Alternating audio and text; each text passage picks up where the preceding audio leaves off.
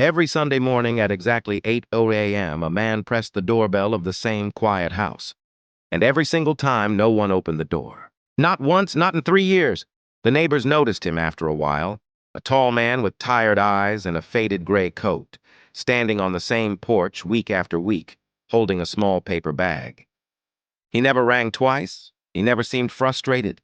He would press the bell once, wait quietly for 30 seconds, place the bag by the door, and walk away. No one in the neighborhood knew who he was, so they started calling him the Sunday visitor. Some believed he had the wrong house. Others thought he had lost someone. The house belonged to Mrs. Margaret Lane, 82 years old, a widow who lived alone after slipping on the stairs years ago. She rarely left the house.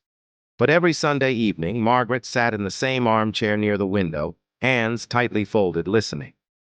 Because she heard the bell every time, her chest tightened, her breath caught in her throat. Yet, she never stood up, because 3 years earlier, on a cold Sunday morning, she had opened that door once before and said words she wished she could erase forever.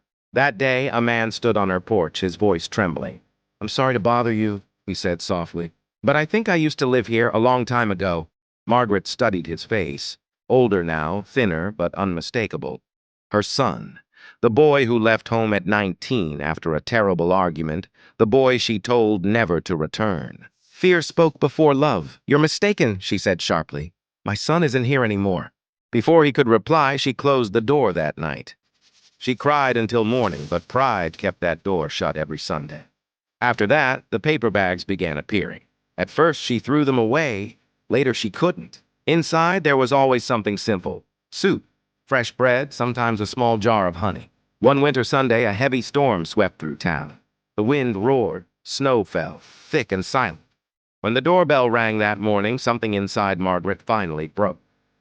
She grabbed her cane and slowly walked down the hallway, but she wasn't fast enough. When she opened the door, the porch was empty. Only the paper bag remained. It felt heavier than usual. Inside was a metal thermos and a folded note. Her hands trembled as she read it.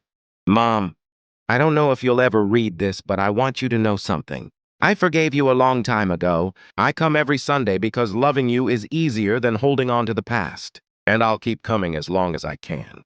Margaret sank into her chair, crying.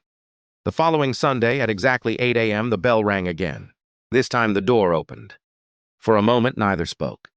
Margaret reached out slowly and touched his face with trembling fingers. "I don't need forever," she whispered. "I just need today." He nodded, tears falling. Sometimes the hardest doors to open are the ones love never stopped knocking on. If you still believe in second chances, comment "I believe" and share this with someone who needs hope today.